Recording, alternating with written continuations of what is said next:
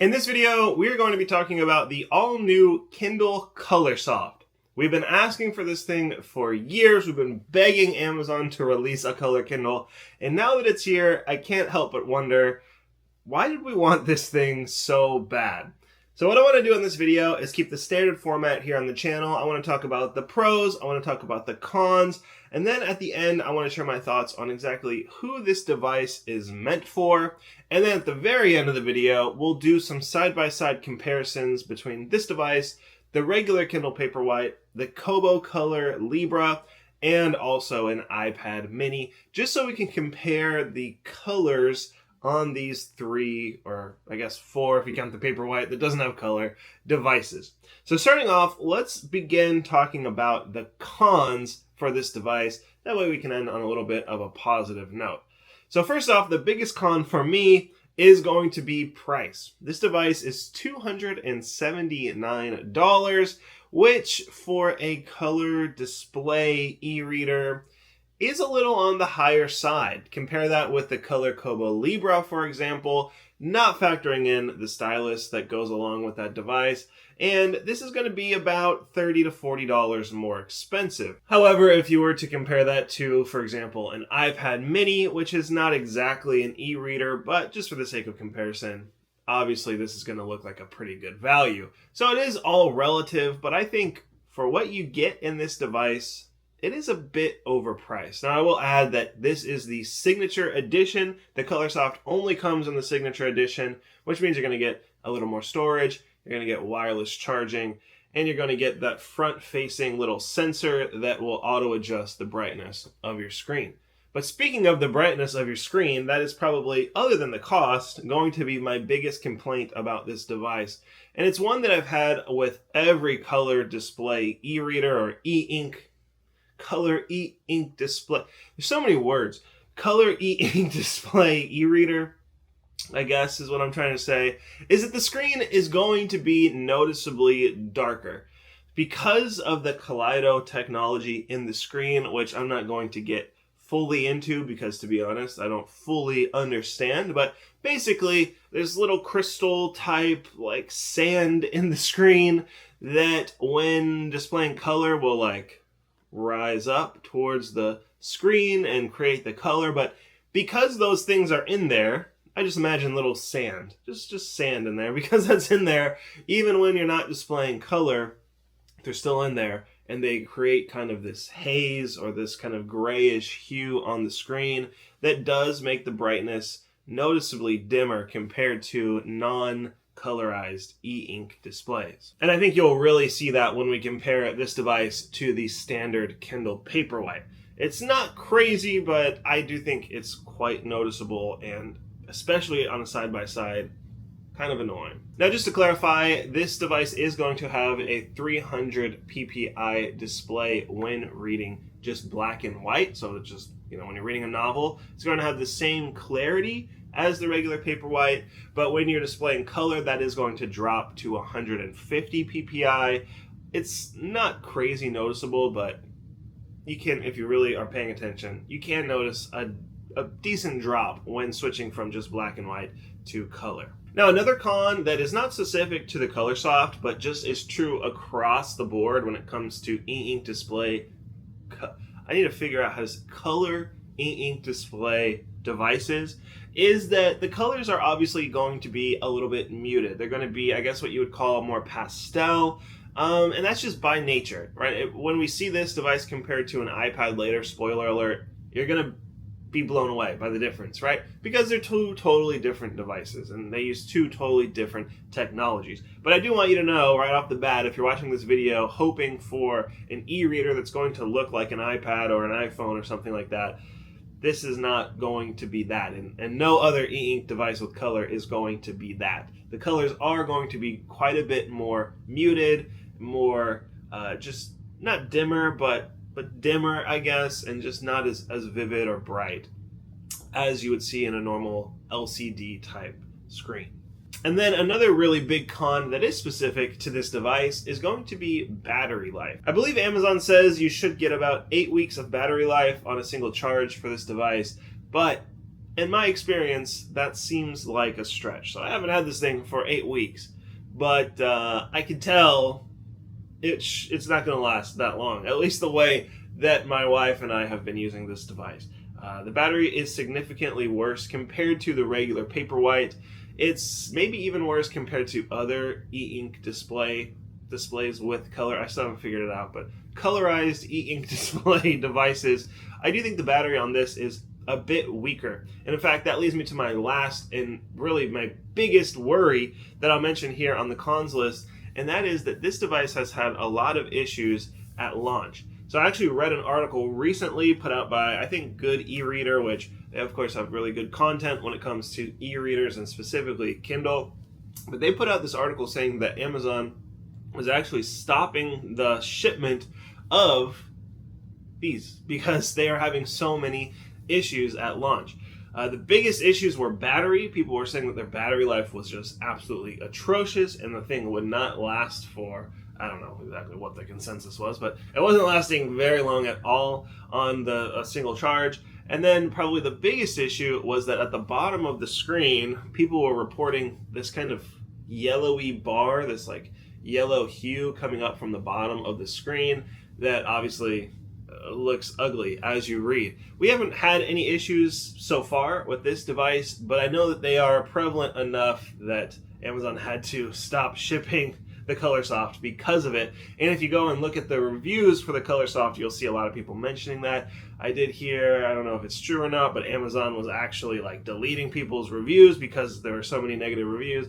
Obviously, that's just speculation at this point, but something you need to be aware of. Maybe wait until they iron out the kinks on this device before you go all in and purchase one for that pretty hefty price tag. But with that said, I want to talk about some pros. So there are some things that I like about this device, and the main and most obvious is that it is a color display e-reader. That's not really big news anymore. Not that long ago, we were all hoping and wishing for one. Now they're about a dime a dozen. Pretty much everybody now has put out a colorized e-reader, but it's still cool to see, and it's something that, you know, Dylan from a couple years ago would have been very, very impressed with.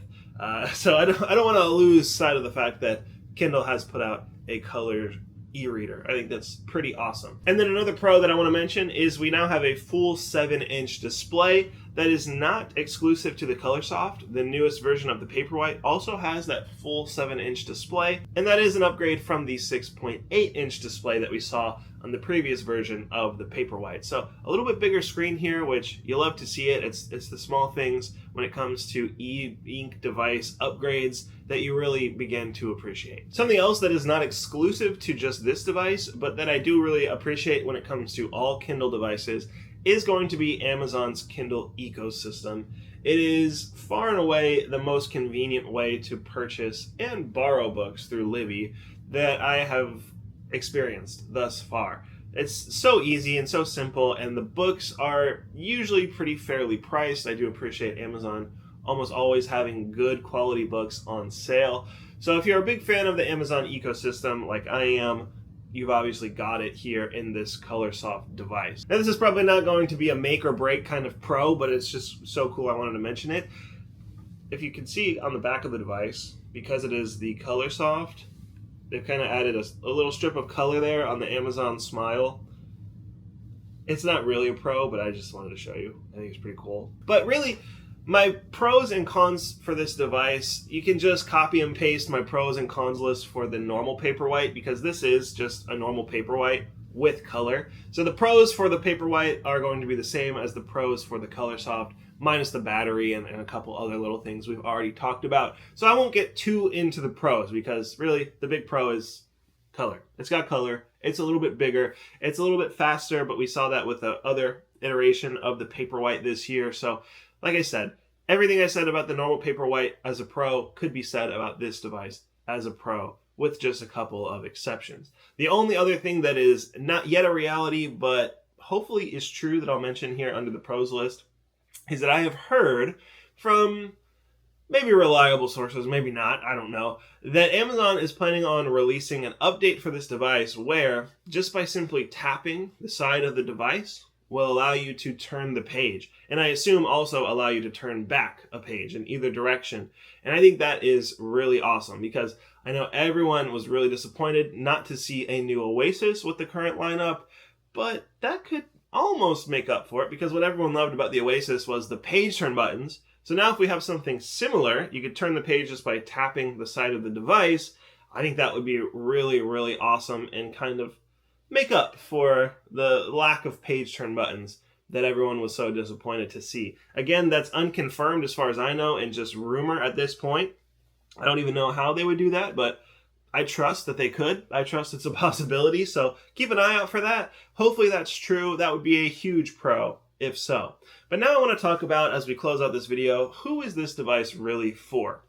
At $280, who does Amazon expect to purchase this thing when you can purchase the basic Kindle for about $110 right now? So well under half. And it does more or less the same thing minus color on a smaller scale. So who does Amazon expect to shell out $280 for this thing? Well, obviously, dummies like me, because I did it, and a lot of other people did too.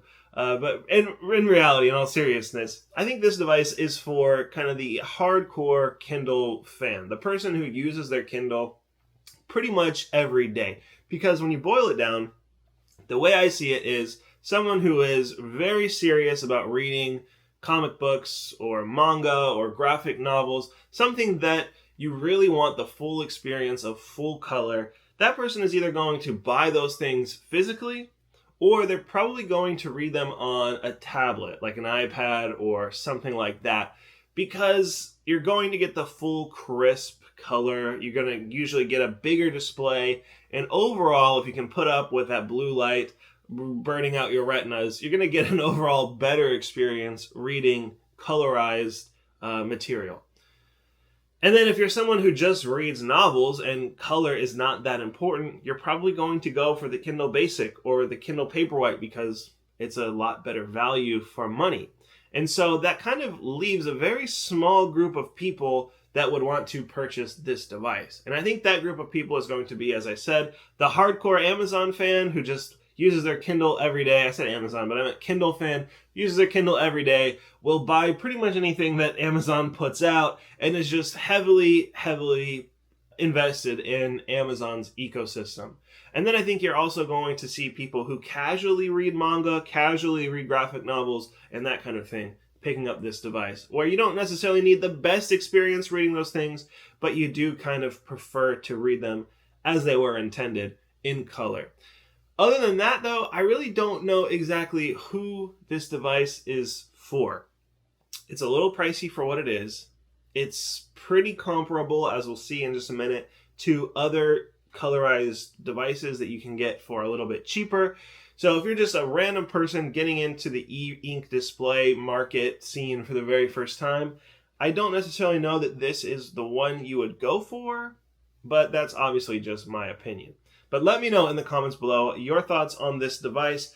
Let me know if you're picking one up, if you already have, and why. What do you love about it? What do you not love about it? And are there any pros or cons that I missed? I'm sure that there are. I always try to keep this video as concise as possible. I don't always do a great job, so I don't cover everything. But let me know in the comments below your pros, your cons, and your thoughts about this video. Now that said, let's go ahead and take a side-by-side look at this device with a few other popular, I'll say e-readers, even though the iPad will be in the comparison.